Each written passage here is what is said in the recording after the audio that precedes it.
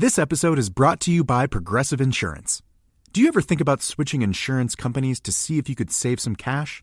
Progressive makes it easy to see if you could save when you bundle your home and auto policies. Try it at Progressive.com. Progressive Casualty Insurance Company and Affiliates. Potential savings will vary, not available in all states. Did you know that foreign investors are quietly funding lawsuits in American courts through a practice called third-party litigation funding? Shadowy overseas funders are paying to sue American companies in our courts, and they don't pay a dime in U.S. taxes if there is an award or settlement.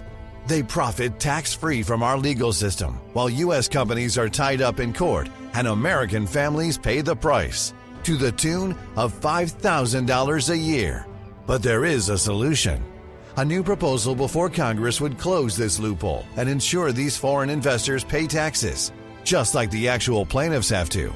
It's a common-sense move that discourages frivolous and abusive lawsuits and redirects resources back into American jobs, innovation, and growth. Only President Trump and congressional Republicans can deliver this win for America and hold these foreign investors accountable. Contact your lawmakers today and demand they take a stand to end foreign-funded litigation abuse. What does the term digital workplace mean to you? In today's world of AI, robotics, and AR, it's much more than an office full of people on computers. It can be anywhere from a factory floor to the top of a crane to the cockpit of an F1 car. Wherever your digital workplace may be, TeamViewer's mission is to make work better. How? By securely connecting your people with the data, expertise, or insights they need in real time to make work more efficient. By automating and streamlining IT and OT support to fix problems before they happen, to make work more productive. And by bringing all the possibilities of a secure and flexible digital workplace to all your people everywhere to make work more innovative. So discover how TeamViewer can make work better wherever it happens across your business. Learn more at teamviewer.com/workbetter. Picture this. You're in the garage, hands covered in grease, just finished up tuning your engine with a part you found on eBay. And you realize, you know what? I could also use new brakes. So where do you go next? Back to eBay. And you've got eBay Guaranteed Fit. You order a part, and if it doesn't fit, send it back. Simple as that. So when you dive into your next car project, start with eBay. All the parts you need at prices you'll love. Guaranteed to fit every time. eBay. Things people love. This is the Daily Tech News for Wednesday, June 4th, 2025. We tell you what you need to know. We follow up on the context and, by gosh, try to help each other understand. Today, Andy Beach tells us how Hollywood is using AI to make films, and Google pauses the rollout of smarter photo search. Probably a good idea. We'll tell you why. I'm Tom Merritt. I'm Jenn Cutter.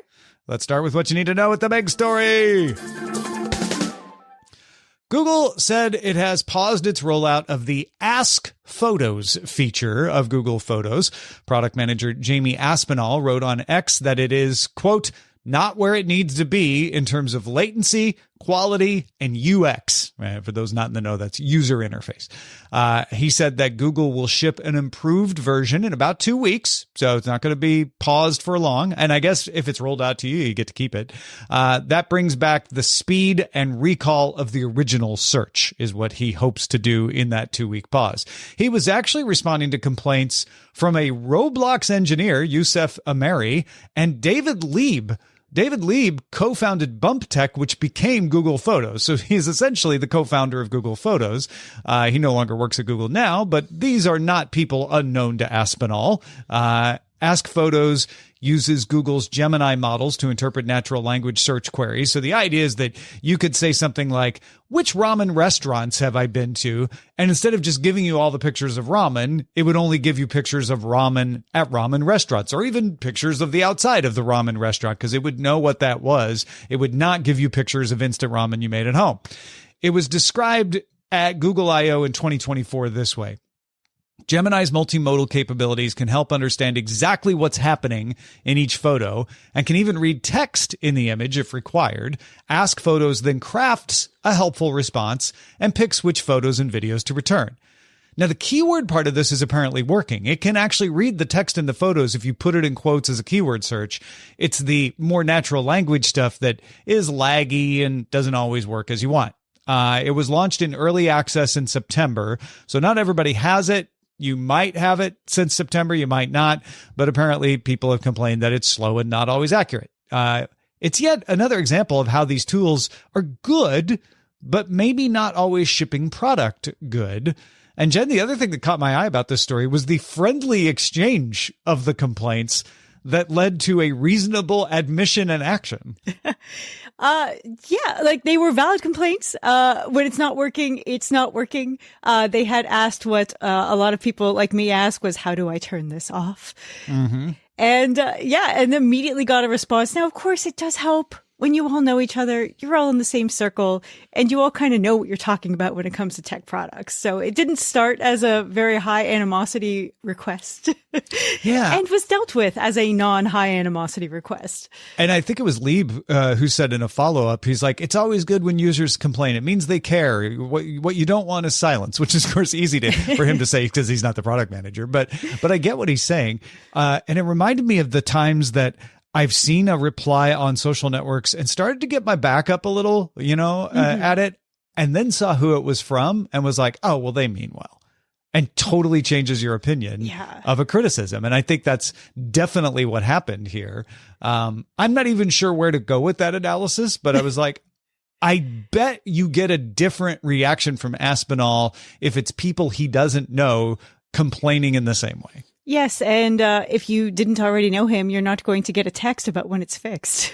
You definitely, you're probably not in his contacts. No, you're not going to get his mass text. So, yeah, I think a lot of people are jumping on this story because it is very buzzy. I'm seeing everybody writing about it today because it is an admission by Google that its AI tool is not up to snuff and they have to pause it and make it good. But I think it's the right thing to do to say, like, yeah, this isn't working right. Give us 2 weeks. We're going to pause the rollout. We're not going to take it away from anyone, but we're going to try to make it better before we start rolling it out, which is why you do slow rollouts of stuff in the first place, right? So that you can get the feedback and make it better. Yeah, like I'm not the world's biggest AI fan, as I believe has been noted, but these tools I love. Anything for accessibility, and for my own self, I was trying to fix my helmet, and I was searching on my iOS phone for all my past helmet pictures because I had taken pictures before I took it apart, because of course you do. And yeah, it was giving me stuff that was not a helmet. Yeah. But I also have a lot of web searching from the phone stuff disabled, so it's not getting any assistance from any IQ stuff that's not on the phone. So. Yeah, but you're at least with Apple anyway, you're supposed to be able to do that on the phone at some point. And yes. So yeah, it would be nice if that came sooner than later, but it doesn't seem like it is there. In fairness, taking out like the liner of the helmet probably made it harder to recognize as a helmet. Yeah, but these things are supposed to be smart. There, hopefully. They should be able to get there. Exactly. That's the impressive part. And Google's still ahead of Apple on the operating system side with this, even with the pause in the rollout. DTNS is made possible by you, the listener. Thanks to Chris Allen, Reed Fischler, Larry Bailey, and our new patrons, Vicente, Eric, Robin, and Carlos. Woo, 4 new patrons. Love that. Come on in. Picture this. You're in the garage, hands covered in grease, just finished up tuning your engine with a part you found on eBay, and you realize, you know what? I could also use new brakes. So where do you go next? Back to eBay. You can find anything there. It's unreal. Wipers, headlights, even cold air intakes. It's all there. And you've got eBay Guaranteed Fit. You order a part, and if it doesn't fit, send it back. Simple as that. Look, DIY fixes can be major. Doesn't matter if it's just maintenance or a major mod. You got it, especially when things are guaranteed to fit. So when you dive into your next car project, start with eBay. All the parts you need at prices you'll love. Guaranteed to fit every time. eBay. Things people love. In business, they say you can have better, cheaper, or faster, but you only get to pick 2. What if you could have all 3? You can with Oracle Cloud Infrastructure. OCI is the blazing fast hyperscaler for your infrastructure, database, application development, and AI needs, where you can run any workload for less. Compared with other clouds, OCI costs up to 50% less for compute, 70% less for storage, and 80% less for networking. Try OCI for free at oracle.com/dailytech. oracle.com/dailytech. Now at Verizon, we have some big news for your peace of mind. For all our customers, existing and new, we're locking in low prices for 3 years guaranteed on My Plan and My Home. That's future you peace of mind. And everyone can save on a brand new phone on My Plan when you trade in any phone from one of our top brands. That's new phone peace of mind. Because at Verizon, whether you're already a customer or you're just joining us, we got you. Visit Verizon today. Price guarantee applies to then current base monthly rate. Additional terms and conditions apply for all offers. Hey, it's Mark Marin from WTF here to let you know that this podcast is brought to you by Progressive Insurance. And I'm sure the reason you're listening to this podcast right now is because you chose it. Well, choose Progressive's Name Your Price tool, and you could find insurance options that fit your budget, so you can pick the best one for your situation. Who doesn't like choice? Try it at Progressive.com. And now, some legal info. Progressive Casualty Insurance Company and Affiliates. Price and coverage match limited by state law. Not available in all states. Did you know that foreign investors are quietly funding lawsuits in American courts through a practice called third-party litigation funding? Shadowy overseas funders are paying to sue American companies in our courts, and they don't pay a dime in U.S. taxes if there is an award or settlement. They profit tax-free from our legal system, while U.S. companies are tied up in court, and American families pay the price, to the tune of $5,000 a year. But there is a solution. A new proposal before Congress would close this loophole and ensure these foreign investors pay taxes, just like the actual plaintiffs have to. It's a common-sense move that discourages frivolous and abusive lawsuits and redirects resources back into American jobs, innovation, and growth. Only President Trump and congressional Republicans can deliver this win for America and hold these foreign investors accountable. Contact your lawmakers today and demand they take a stand to end foreign-funded litigation abuse. There's more we need to know today. Let's get to the briefs. Samsung published a blog post showing the next chapter of Ultra with an animation of a foldable phone that looks like the Z Fold. Samsung promoted it as useful by voice when folded and becoming an entertainment and workspace hub when unfolded, which seems obvious. The only real difference here would be the specs of the Samsung Galaxy S Ultra in the Z Fold form factor. And the rumors have been of a tri-fold from Samsung, which this does not indicate at all. Meanwhile, as a side note for Samsung users, or possibly former Samsung users, the company is clearing out old accounts. Any Samsung account that has not been signed into for 2 or more years will be subject to deletion starting on July 31st. Yeah, which you may not care about. but if you do, that's good to know. Yeah, this promotion is odd. I can't tell if they're making the S Ultra available in a foldable or making the Z Fold available as an Ultra, probably the latter. But yeah, the promotion, I was like, yeah, that's what foldables do. And I guess if you have the Ultra specs inside, it can do it better. It's like, yep, that sure is what it looks like. Yep. In U.S. government laws about tech news, U.S. District Judge Mark Walker has ordered the state of Florida not to enforce parts of a law restricting social media use for children until a court case challenging that law is held. So this is what's called a preliminary injunction. Doesn't mean the law isn't valid. It means let's hold off enforcing it until we're sure whether it's valid or not. However, he did allow one part of the law to go into effect. That's the part that requires a company to honor a request from parents to shut down accounts of children younger than 16 years old. So that goes right into effect because that part's not being challenged. Also, more than 260 U.S. state legislators from multiple parties, so Republicans, Democrats, and Independents, signed a letter opposing a provision of the federal budget reconciliation bill that would prohibit states from enacting AI regulation for 10 years. You might have seen this in the headlines, like, no AI regulation will happen for 10 years. That's not the case yet. That provision was included in a version of the bill passed by the U.S. House. The Senate is now deliberating that. In its deliberations, it could remove that section. And even if it does not, this is a budget reconciliation bill. And I won't go into all the details about what makes this different from other bills, but the short version is that provision could be removed by the House parliamentarian if it is deemed not to be directly related to budgetary issues, because it's a budget reconciliation bill. So anything not related to the budget gets stripped out.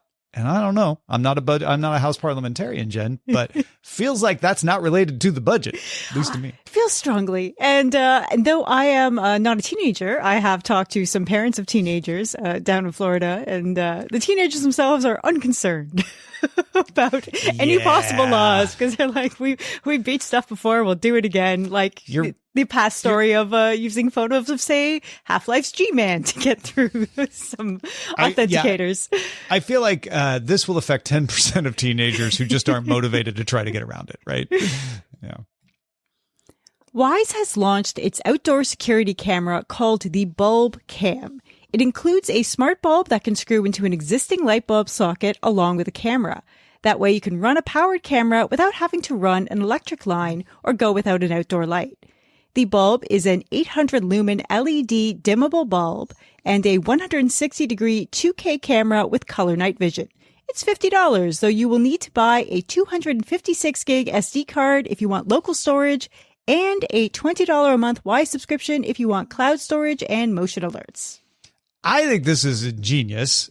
I immediately wanted to buy one because $50 for that combo doesn't seem bad. I can get an SD card. I don't have to pay for that cloud service. And then I was like, I don't know where I would put. I'm like, I don't know that I have much of a need for this.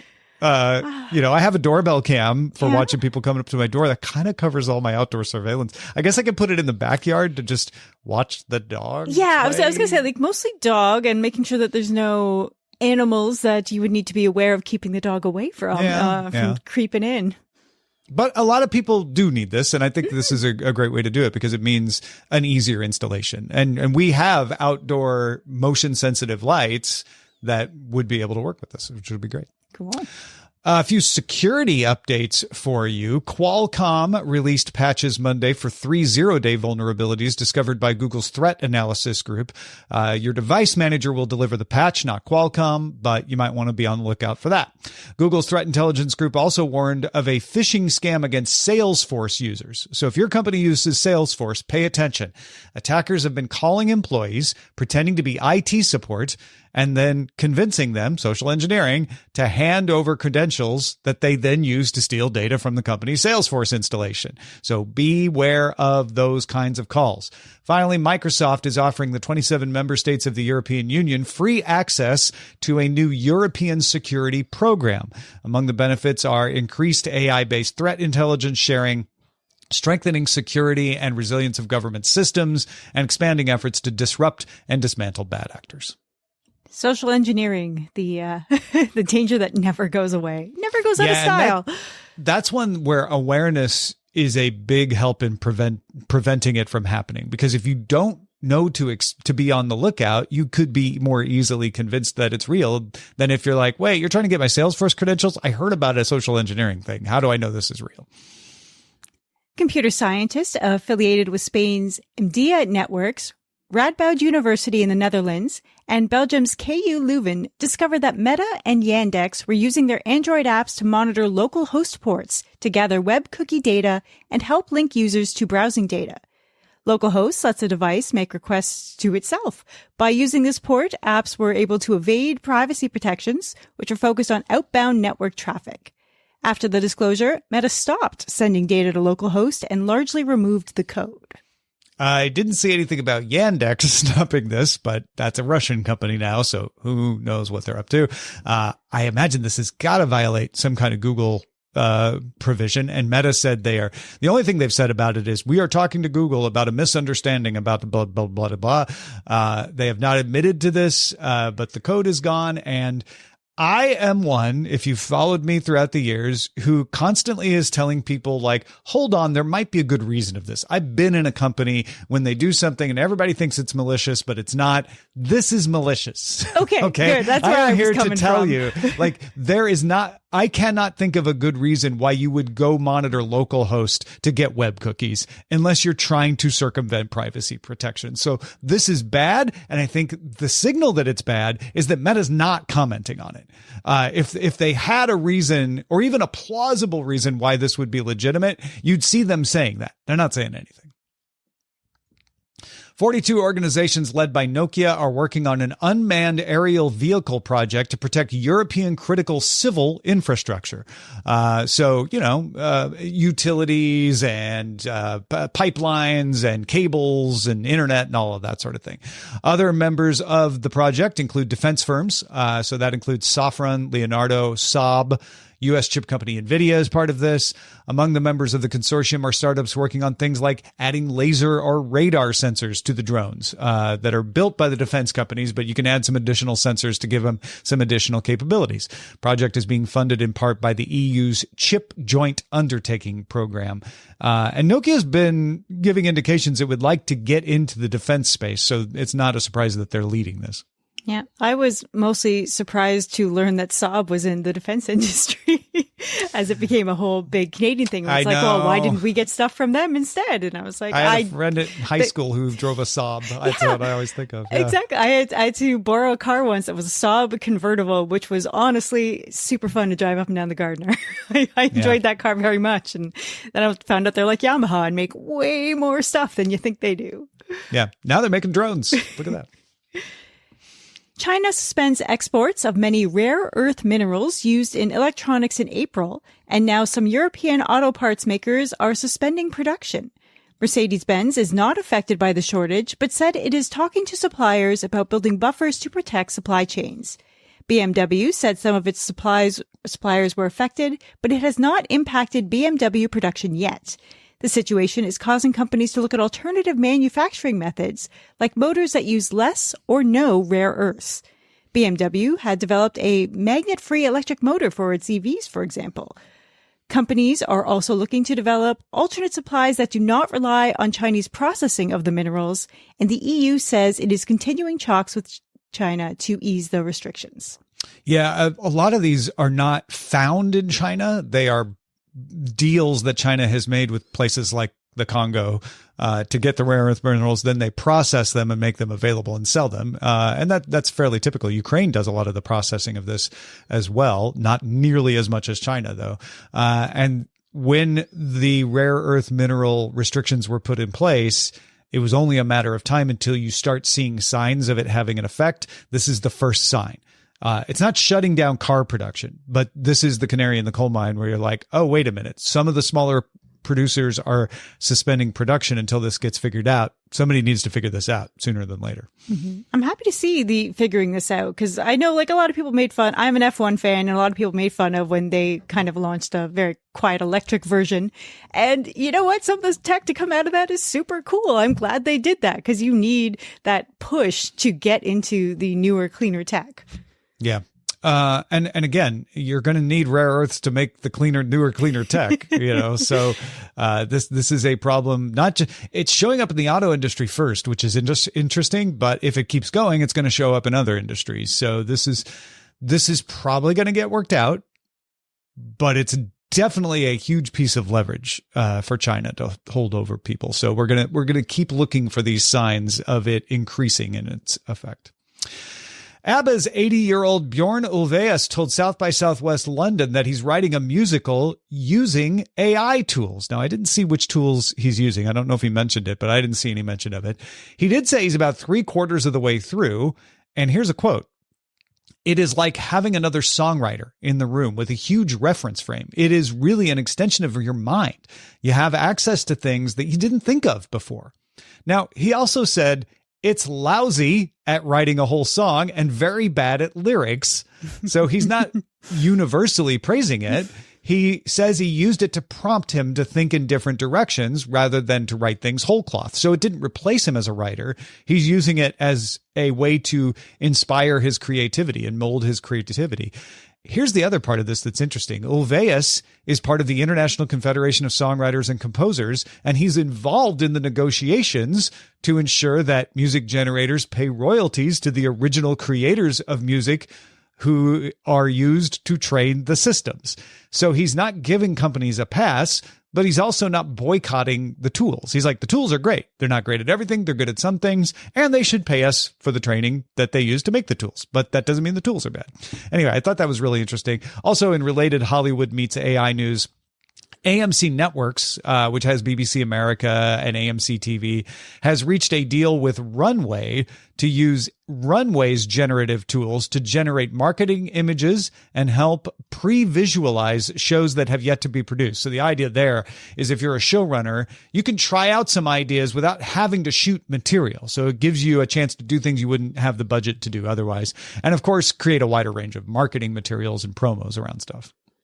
So I get the previs work. Previs is very expensive. And this also lets people, even in theoretically like the early pitching stage, to help nail things down and implement feedback almost instantly.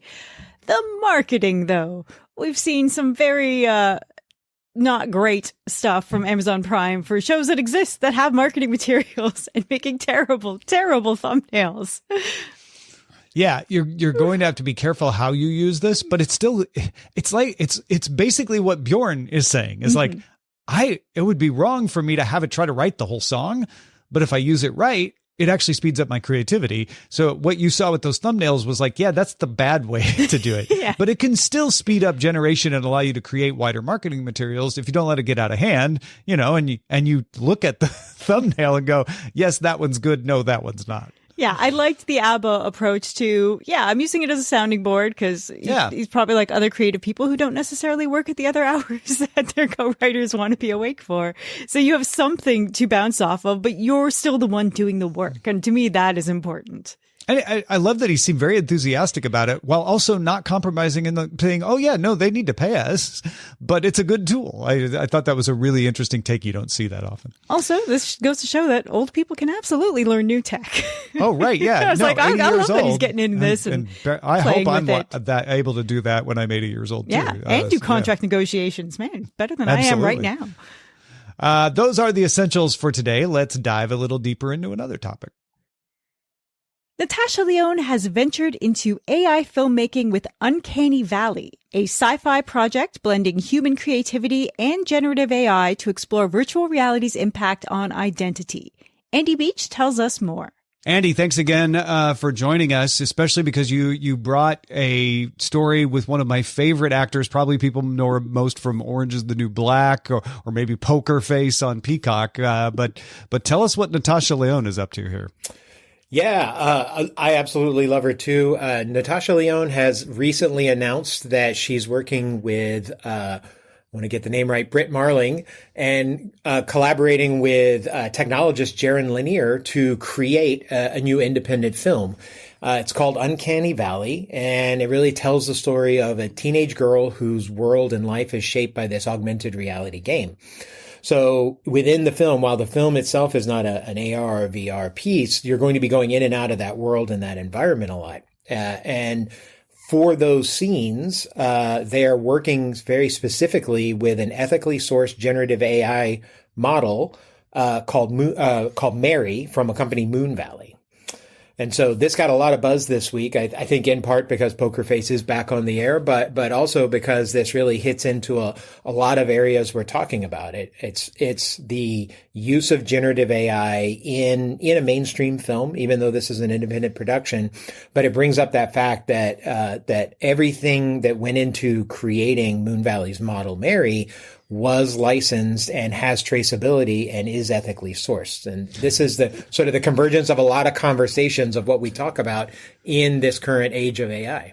Yeah, it just strikes me as funny that what was true once for coffee beans is now being applied to generative models. But yeah, so the Mary model, they have the receipts, I guess, where they could say like, this is everything that went in the training data. We're transparent about the training data. Yeah, absolutely. And I think importantly, Adobe had a little bit of a gaffe early on where they were touting Firefly as an ethically sourced AI model, and then had to acknowledge that, the Mid-Journey content that they had licensed and used didn't necessarily have provenance to that. So I think people are being even more explicit now about not only did they license the content, but what is the provenance and the background of that content that they've traced, and can they provide that it itself was ethically created as part of the process. Is it as good though? Like that's the other side of it, is like, great, you're using a different model, but not all models are as good at generating this sort of thing. Like, can you tell?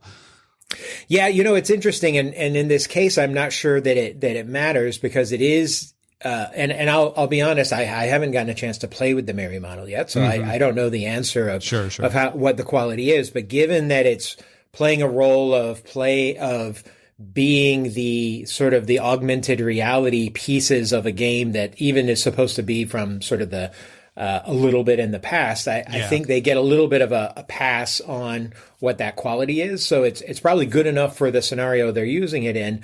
My personal, I suspect personally that even as good as it is now, it's likely to get much better in the next sort of 6 months to 12 months, because that is the speed and the rotation that we sort of see on quality changes coming to models as they get updated. Yeah, it's a clever use of generative models, because you made it part of the story that is it's almost like diegetic sound, right? Like this is not a model pretending to be something else. This is model playing itself. It is a character in the story. It's kind of a perfect first use case of it in a big production, because it gives it the guardrails of keeping it in that environment where we're not trying to say that the entire scene or the entire thing is shot and is supposed to look like real life. It's supposed to look like a game. Yeah. And that makes it easier. On the ethical side, though, I mean, I know we talked a lot about the sources of the data, but what about the power usage? Because that's another thing that people object to a lot of times with these models, is how power hungry they are.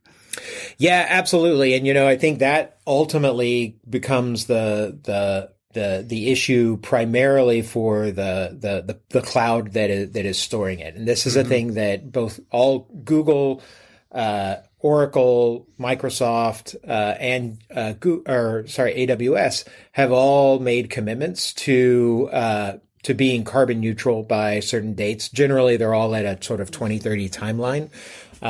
Microsoft had actually been ahead of that and had been carbon neutral for quite a while, until AI took off and proliferated, and it sort of set them back a few more years.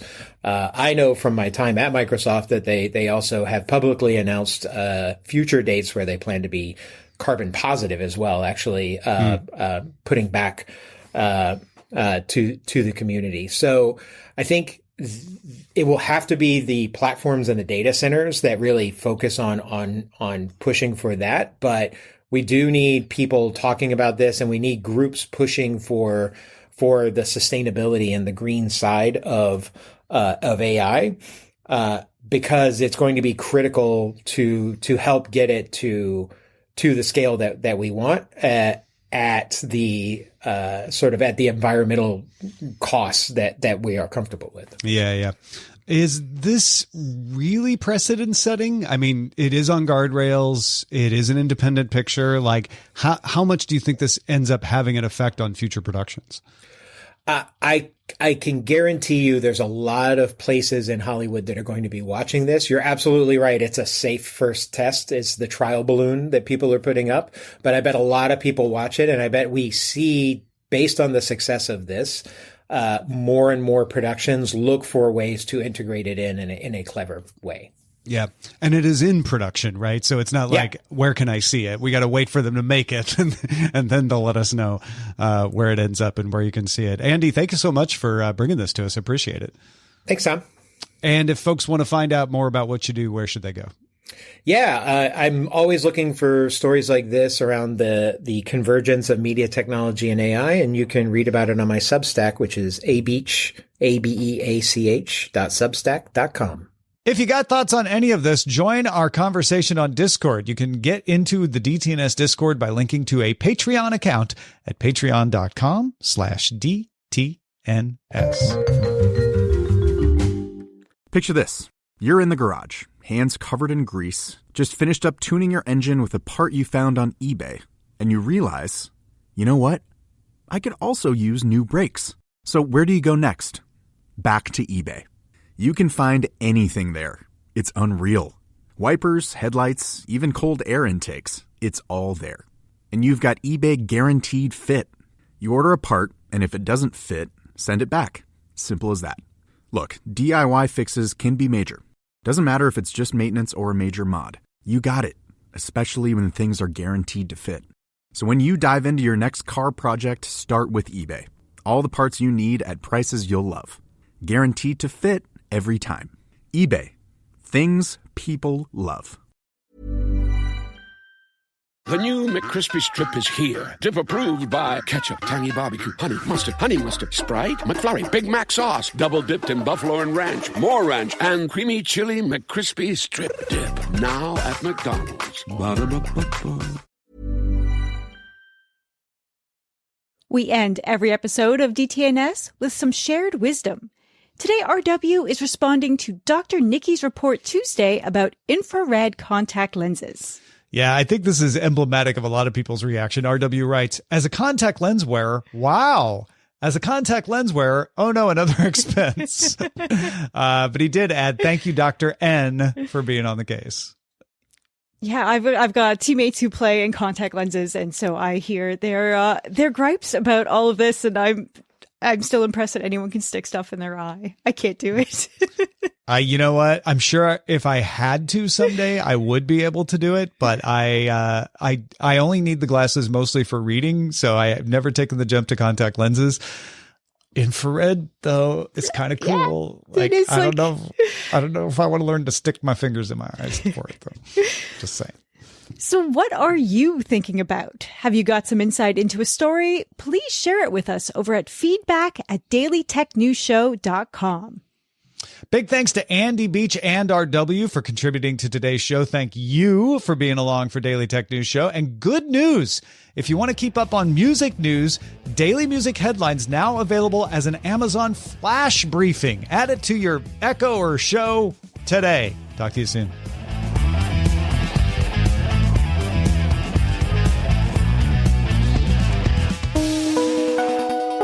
The DTNS family of podcasts, helping each other understand. Diamond Club hopes you have enjoyed this program. Hey, it's Mark Marin from WTF here to let you know that this podcast is brought to you by Progressive Insurance. And I'm sure the reason you're listening to this podcast right now is because you chose it. Well, choose Progressive's Name Your Price tool, and you could find insurance options that fit your budget, so you can pick the best one for your situation. Who doesn't like choice? Try it at Progressive.com. And now, some legal info. Progressive Casualty Insurance Company and Affiliates. Price and coverage match limited by state law. Not available in all states. Did you know that foreign investors are quietly funding lawsuits in American courts through a practice called third-party litigation funding? Shadowy overseas funders are paying to sue American companies in our courts, and they don't pay a dime in U.S. taxes if there is an award or settlement. They profit tax-free from our legal system, while U.S. companies are tied up in court, and American families pay the price, to the tune of $5,000 a year. But there is a solution. A new proposal before Congress would close this loophole and ensure these foreign investors pay taxes, just like the actual plaintiffs have to. It's a common-sense move that discourages frivolous and abusive lawsuits and redirects resources back into American jobs, innovation, and growth. Only President Trump and congressional Republicans can deliver this win for America and hold these foreign investors accountable. Contact your lawmakers today and demand they take a stand to end foreign-funded litigation abuse.